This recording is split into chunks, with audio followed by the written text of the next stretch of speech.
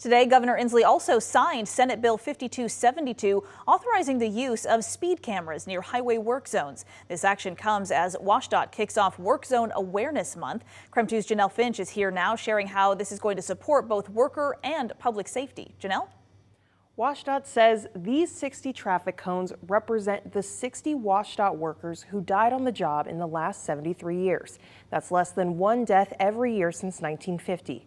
It may not sound like a lot, but WSDOT says it's more than enough when it comes to remembering the importance of worker safety.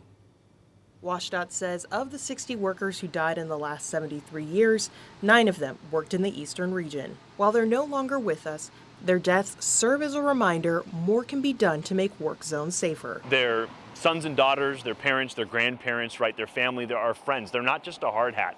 WSDOT spokesperson Joe McHale says today was a win for the future of traffic safety in Washington. This morning, Governor Jay Inslee signed a bill to allow speed cameras in highway work zones.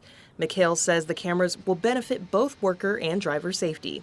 We've seen examples of other work zone cameras in other states, and driver behavior does change. People do slow down, and there are less injury-related collisions or fatalities. McHale says the two top reasons for work zone collisions are distracted driving and speeding. Last year, there were nearly 1,200 collisions in work zones, not to our workers, but just collisions in general to the traveling public. 35 of those were serious injury and 6 fatalities. In a Facebook post, the governor said we all play a role and have a responsibility for keeping workers safe. According to the legislation, the cameras will photograph a car and license plate if a driver is going too fast. McHale says the state is still discussing logistics like the cost of the ticket and number of cameras.